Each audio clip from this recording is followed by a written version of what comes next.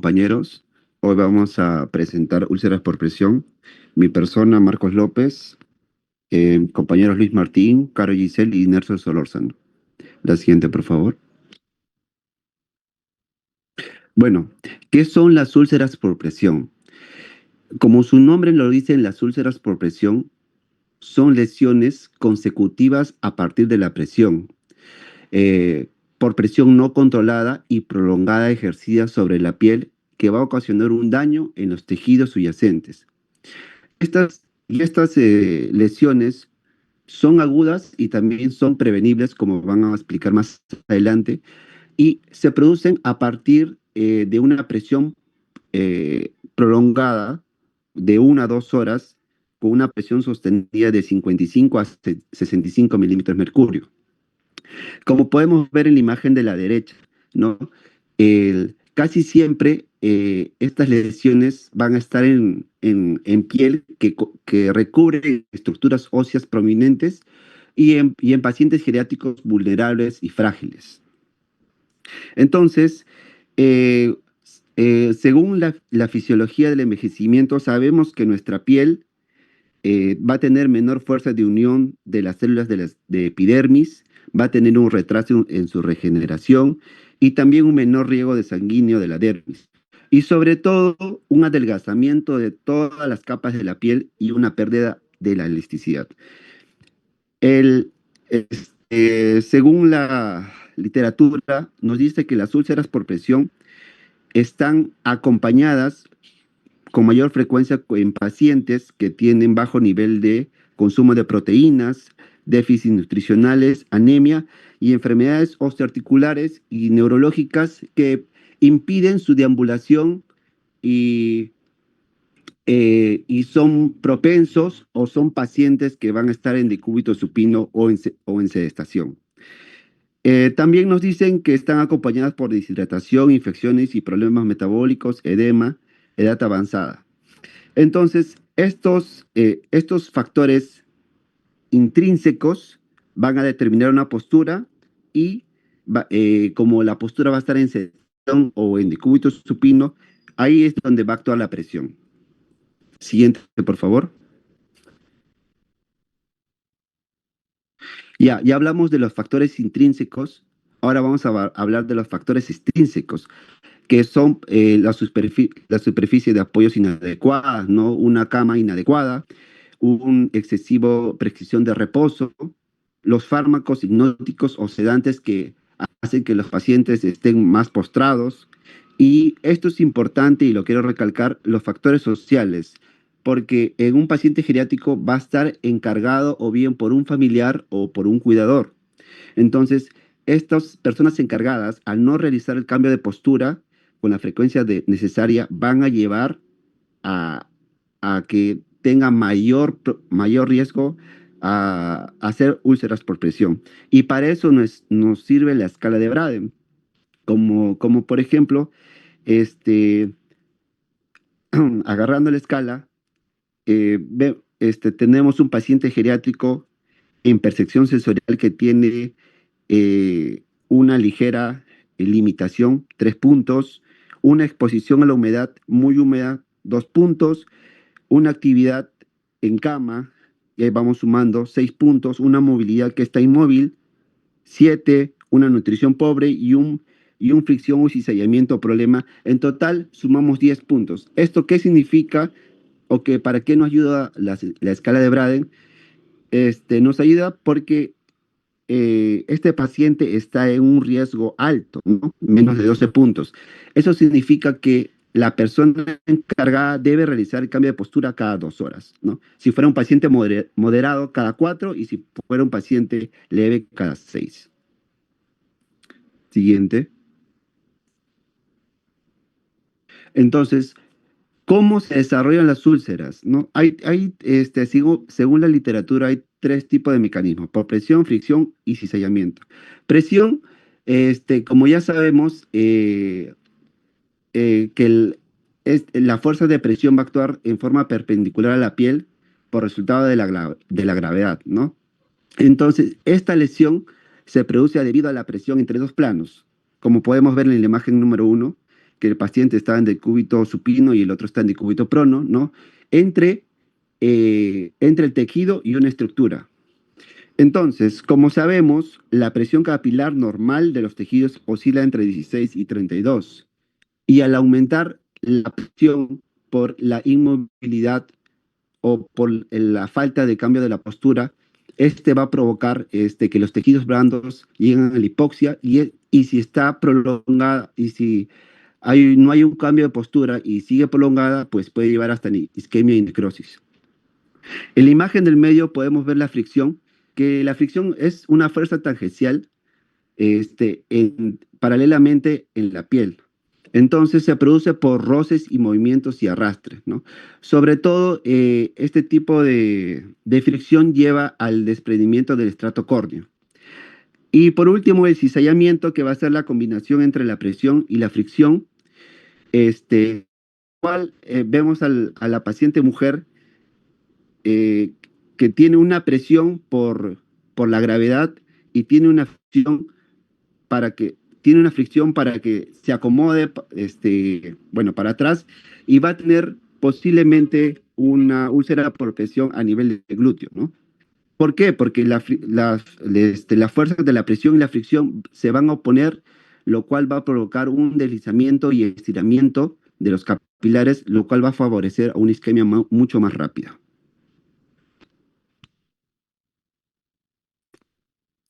Siguiente.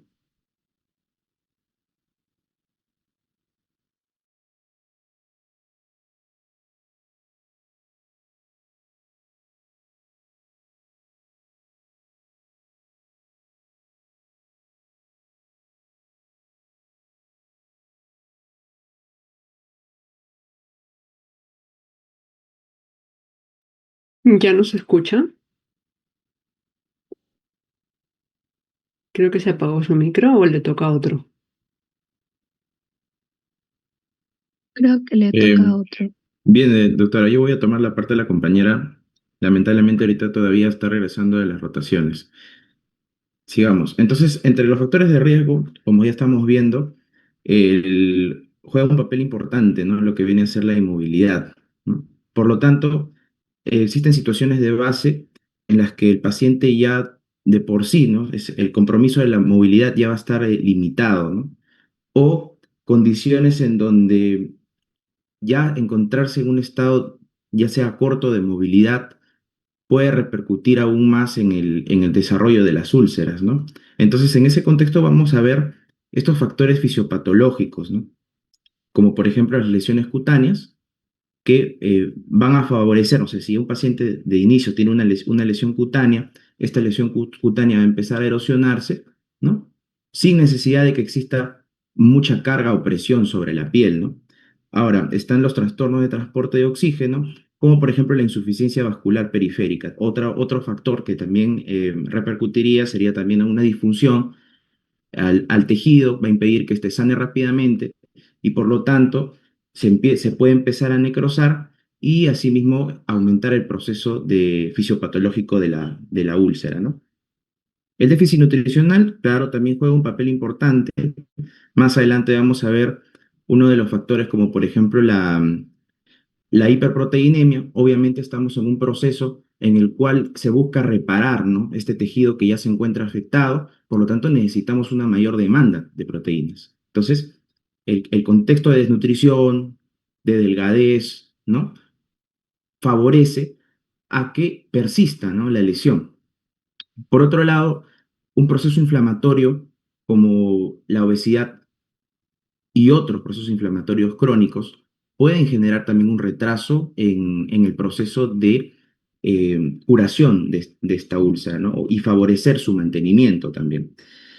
Eh, los trastornos inmunológicos, como el cáncer y las infecciones, pueden aún más complicar esta situación, ¿verdad?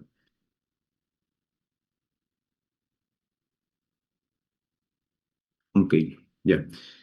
Alteraciones del estado de conciencia, también porque van a favorecer a que el paciente pues, no se encuentre inmovilizado y por lo tanto favorezca la aparición de las úlceras por presión.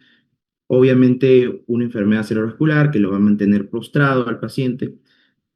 déficits sensoriales y pérdida de la sensibilidad térmica. Este es un factor importante, ¿no? ¿Por qué es un factor importante? Porque el paciente, ya sabemos, puede tener eh, hiperalgesia o puede tener hipoestesia, ¿no? En el caso de tener una hipoestesia, el paciente va a estar sentado, acomodado en una misma posición y él no va a sentir, ¿no?, el dolor, ¿no? Por lo tanto, muy probablemente ya sea una úlcera incluso avanzada cuando lo encuentre, ¿no? Entonces, es importante este factor de riesgo. Por otro lado, tenemos las alteraciones de eliminación urinaria y fecal, eh, que más adelante vamos a ver cómo repercuten, ¿no?, en el proceso de amiloidosis. Derivados del tratamiento, conocer el aspecto de la movilidad, conocer el aspecto, cómo la movilidad puede ser afectada, ya sea por el tratamiento médico, digamos, ¿no? Se le aplicó un fármaco sedante, como ya se vio anteriormente, o de repente el paciente sale de un posoperatorio, o un paciente que por el tratamiento inmunosupresor, ya sea radioterapia, quimioterapia, lamentablemente tiene que estar postrado, ¿no? O los sondajes, ¿no? Que también, pues, ¿no?, mantienen al paciente en una misma posición. Por otro lado, tenemos las situacionales, ¿no? La falta de higiene, arrugas en la ropa, objetos de roce que van a favorecer también, ¿no?, la aparición de estas úlceras, y el entorno como la falta o mala utilización del material de prevención, desmotivación profesional por falta de la formación y o formación específica. Eh, Esto va más por el lado también de la prevención, que lo vamos a ver, ¿no? Cuando el personal, pues, no se encuentra capacitado, no sabe qué es lo que tiene que buscar, ¿no? En este caso, orientado, ¿no?, a la escala de Barden, ¿no?, que hemos visto anteriormente. La sobrecarga de trabajo también, falta de criterios unificados en la planificación, también va por ese lado de las curas, falta de educación sanitaria de cuidadores y pacientes y el deterioro de la propia imagen de la enfermedad. No sé si mi compañera ahorita ya podrá tal vez exponer.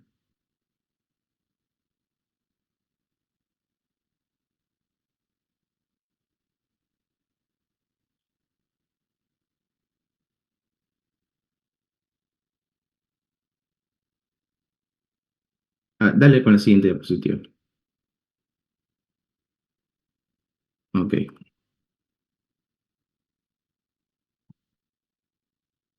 Localización de las úlceras por presión. Entonces, ninguna zona del cuerpo está exenta a la aparición de una úlcera. Principalmente la cintura pélvica tiene, en mayor parte, ¿no?, se encuentra afectada, ¿no?, un 70%. La región sacra, los isquios y los trocánteres, ¿no?, la porción de cúbito dorsal, ¿no?, tiene justamente por eso que suele ser la más afectada. Pacientes en cama, obviamente, en UCI de cúbito supino, está la región sacra o los talones, ¿no? Pacientes en silla de ruedas, ancianos postrados, la región isquiática, ¿no? Entonces, se está haciendo referencia a qué pacientes se encuentran afectados según lo que ya hemos mencionado, ¿no? Pacientes ambulatorios, principalmente se les afecta el malilo interno del pie y el talón.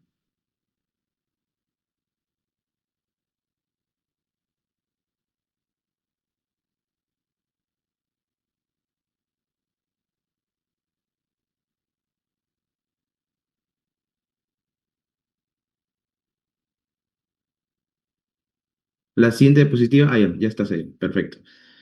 Estadios de las úlceras por presión, para eso vamos a ver la clasificación según Guineau. También hay un manejo, ¿no?, para poder cuidar o hacer prevención, ¿no? Cada cuánto nosotros tenemos que utilizar las escalas, ¿no? Pero inicialmente tenemos que conocer cuáles son esos estadios, ¿no? Entonces, según esta clasificación, tenemos 4 estadios, ¿no? El estadio 1 básicamente es una piel visible e íntegra relacionada con presión que se manifiesta por un eritema. O sea, que lo característico es el eritema, ¿no? No hay una erosión todavía, pero sí ya empieza a haber eritema, que no palidece al ejercer presión sobre él. y puede incluir cambios en uno o más de los siguientes aspectos. O sea, va a estar caliente o frío también, y va a presentar edema o induración, sensación de dolor o escozor, ¿no? Algunos signos de flegosis, ¿no? Estadio 2, pérdida parcial del grosor, ¿no? Aquí ya la epidermis, la dermis empieza a adelgazar, ¿no? Y obviamente ya empezamos a encontrar los primeros rastros de la úlcera, ¿no?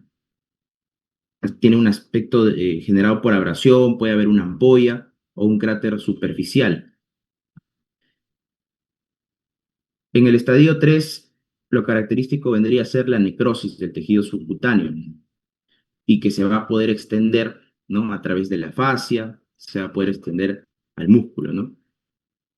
Pero cuando ya vemos la extensión a nivel muscular, ¿no? Los primeros indicios de extensión a nivel muscular, vamos a hablar de un estadio 4. El estadio 4 ya se encuentra en músculo y se encuentra en hueso y en estructuras de sostén. Vamos a ver, lo característico acá es la aparición de las cavernas, ¿no? Lesiones, huecos profundos. La siguiente diapositiva, por favor.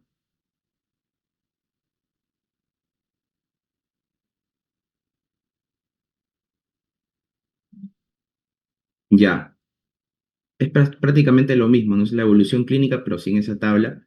Vamos a ver que hay una fase de eritema, corresponde al estadio 1, ¿no? Una fase de detersión, una fase de escara, una fase de detersión, una fase de granulación, fase de contracción y fase de cicatrización.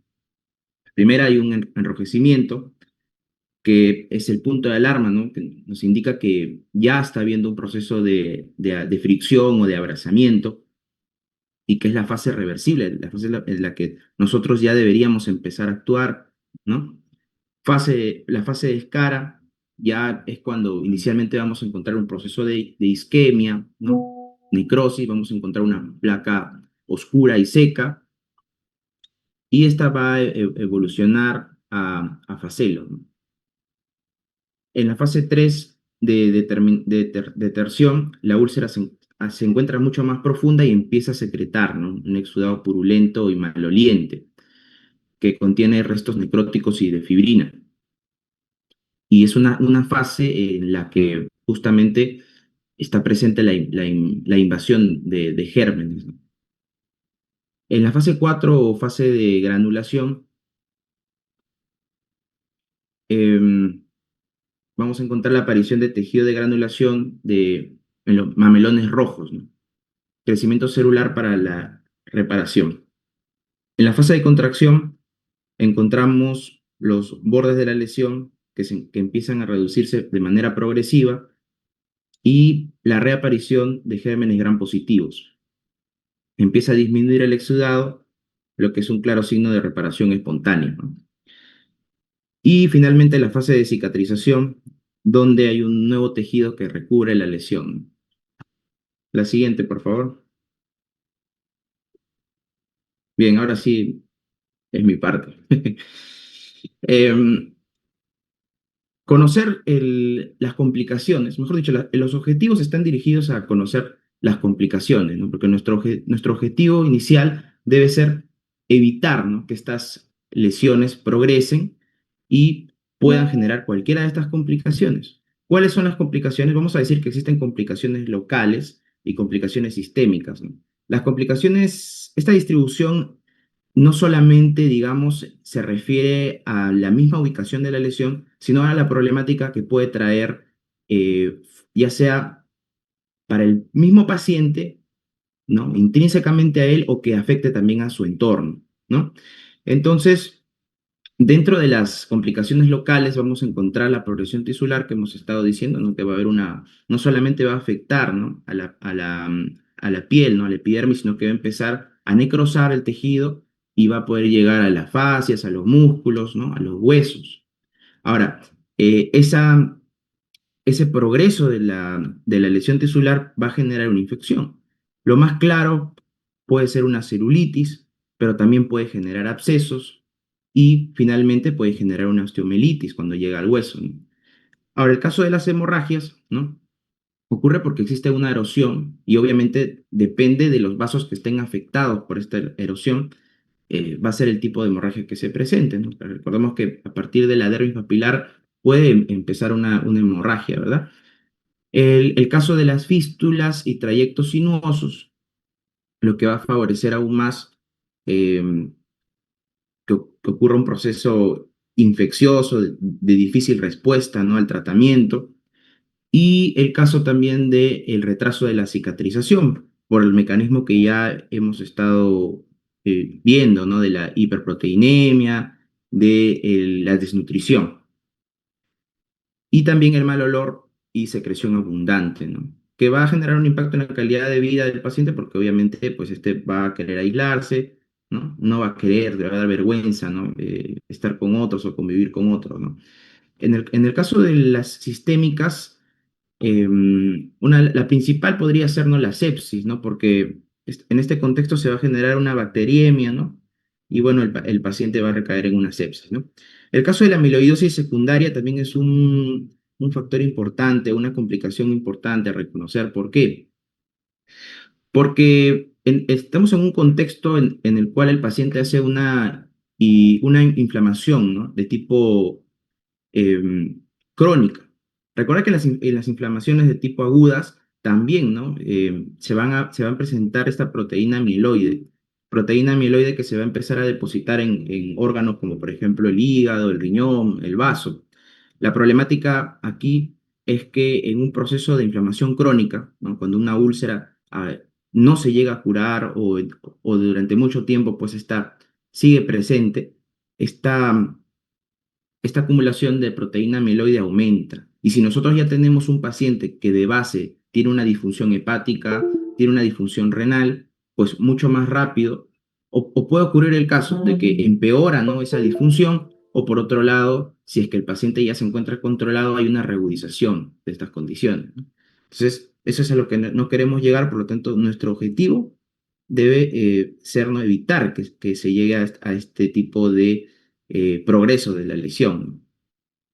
El caso de la hiperproteinemia ya lo hemos hablado, de la desnutrición también, y el dolor persistente, porque al final este dolor persistente, ¿qué es lo que va a generar? Mayor inmovilidad y por lo tanto va a generar que este paciente empeore, ¿no? O tenga mayor probabilidad de tener más cantidad de lesiones de tipo de úlcera, ¿no? Por presión.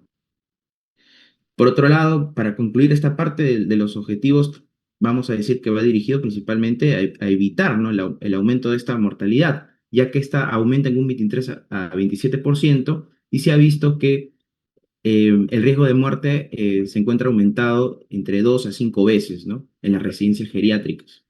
La siguiente, por favor. Bien, ahora ya hablando de las prevenciones.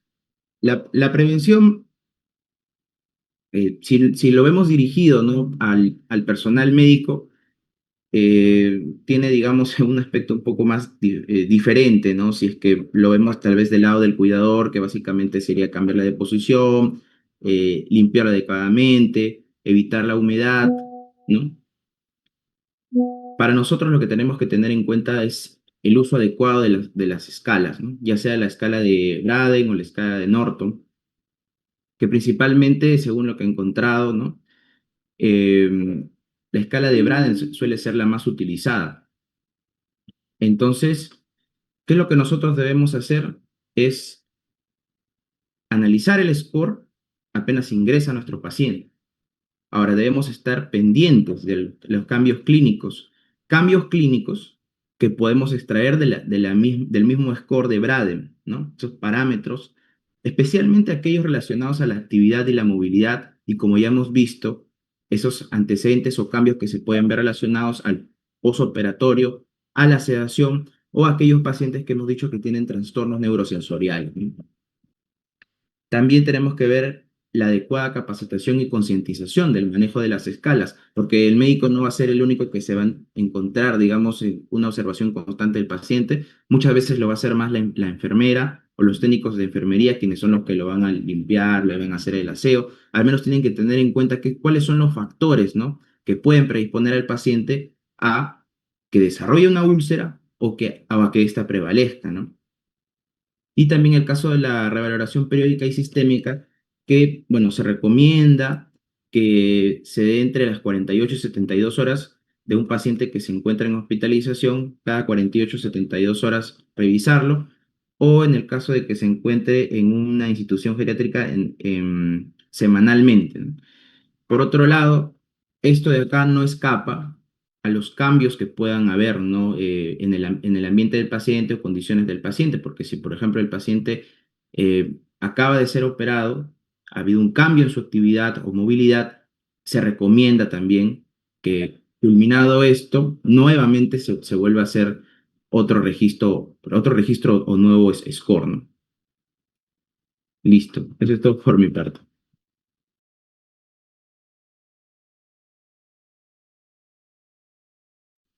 Mm, Listo, muy bien. Ahora vamos a hablar sobre los cuidados generales. Como vimos, las úlceras por presión suelen ser provocadas por un postramiento prolongado del paciente, ¿no? Por lo cual, este tipo de lesiones son fácilmente prevenibles con los criterios adecuados.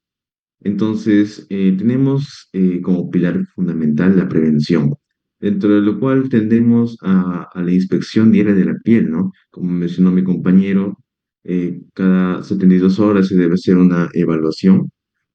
Asimismo, también los cambios de posición suelen ser a veces cada 2 horas. El uso de colchones o cojines especiales para poder apoyar las regiones eh, las regiones como lo son, pues, ¿no? La asiática, las prominencias óseas, sobre todo, ¿no? Para que tengan un mejor apoyo.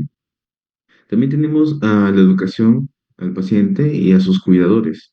Tenemos que tener en cuenta una higiene suave, mantener la piel limpia y seca. Algunas personas, algunos cuidadores tienden a de repente hacer la higiene con, por ejemplo, esponjas, ¿no? Pero esas pues suelen generar fricción y esto puede predisponer a que, ¿no? La piel se haga más débil y genere úlceras. También un ambiente limpio y seco va a prevenir la proliferación de los gérmenes. Asimismo, una nutrición adecuada, un aporte proteico, vitaminas e hidratación van a hacer de que la piel sea más resistente, ¿no? Que sea de repente que tenga más vitalidad y esto pueda prevenir, ¿no? La aparición de estas úlceras. Y también, pues, ¿no? El control de la incontinencia y el uso de protectores cutáneos para evitar la humedad. Tenemos también la evaluación integral del riesgo y dentro de ello el uso de las escalas de riesgo, ¿no? Tenemos la de Braden, Norton, Emina. La más importante, como mencionaron, era la de Braden. La de Norton es menos específica, pero es más fácil, o sea, es más rápida. Y la de mina es principalmente de uso en España. Y estos pues nos sirven para poder identificar a los pacientes vulnerables, aquellos los cuales puedan predisponer, ¿no? A la aparición de estas úlceras y nosotros anticiparnos y poder tomar las medidas adecuadas. Ahora, muy bien. En cuanto al tratamiento, tenemos la limpieza de la herida, que suele ser con suero fisiológico o agua destilada. Y debemos evitar los antisépticos agresivos como el yodo, la clorhexidina, el peróxido, esto por su toxicidad celular.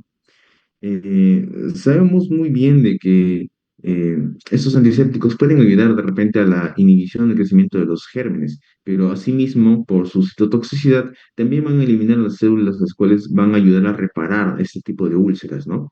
Por lo cual puede ser contraproducente. Además de que también puede causar escozor en el paciente, ¿no? Y si es que, bueno, pues el paciente rasca esta zona, esto pues tiende a condicionar un empeoramiento de la úlcera. También tenemos el mantenimiento de un ambiente húmedo. Si bien es cierto, en un principio vimos mencionado de que el ambiente seco es preferible, pero este es cuando no se ha instaurado la úlcera. Eso es cuando la piel está íntegra. Pero una vez de que ya está instaurado la úlcera, preferimos un ambiente húmedo porque el ambiente húmedo va a condicionar de que se dé una mejor cicatrización, de que se forme el tejido de granulación y de que también los elementos que ayuden a esta cicatrización pues se transporten de mejor manera, ¿no? Y para ello utilizamos los apósitos modernos, dentro de los hidrocoloides, hidrogeles, alginatos, espuma. Y bueno, eso también va a depender del estadio del exudado, la infección y de la piel perilesional.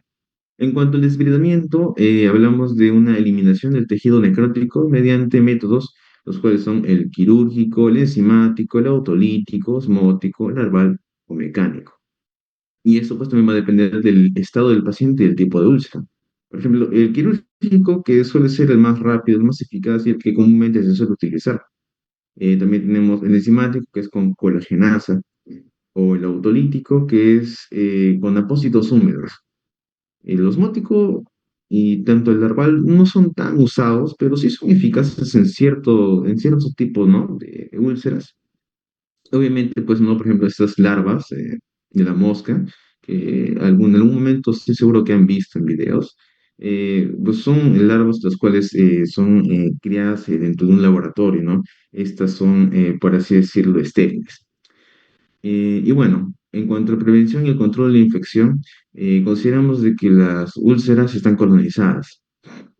Por lo tanto, solo tratamos de manera sistémica si es que hay una infección diseminada.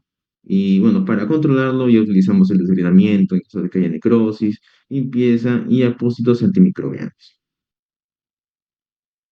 Y bueno, dependiendo también del estadio, ¿no? En el estadio uno en el cual hay un eritema no blanqueante, utilizamos más el alivio de la presión, protección cutánea e hidratación. En un estadio 2 en donde ya hay una pérdida parcial de la dermis, optamos por apósitos hidrocoloides o espumas para mantener un ambiente húmedo controlado que pueda favorecer la cicatrización.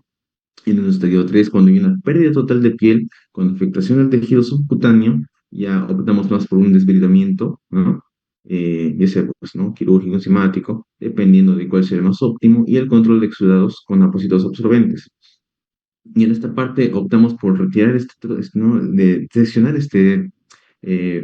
pedazo de, no, esta sección de la piel necrosada porque, bueno, impide la cicatrización y además de que al estar necrosado, pues tiende a favorecer procesos inflamatorios los cuales de alguna manera impiden la correcta cicatrización del tejido.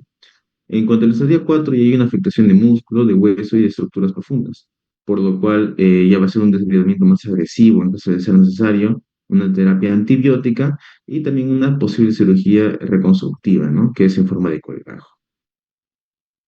Muy bien, esa es la bibliografía y eso vendría siendo todo. Muchas gracias por la atención. Ya, muy bien, chicos. Está bastante amplia su revisión. ¿Está bien? Conceptos claves que tienen que quedar. Uno, que la escala de Braden, ¿no? Que lo que sirve sobre todo es para valorar riesgo de las lesiones por presión. Un concepto importante es que anteriormente se decía úlceras por presión. Actualmente ya no se habla de úlceras, sino se habla de lesión por presión. Sí, porque si se habrán dado cuenta en las imágenes que mostraron sus compañeros, la grado 1 en realidad aún no es una úlcera, sino es una zona eritematosa, con signos de flebosis a veces, ¿no? Entonces no es una úlcera de por sí. Entonces por eso el término adecuado actualmente es lesión por presión. El grado 1, 2, 3 y 4 igual, ¿no? Entendiéndose que a partir del grado 2 en realidad ya recién se habla de úlcera, ¿ya?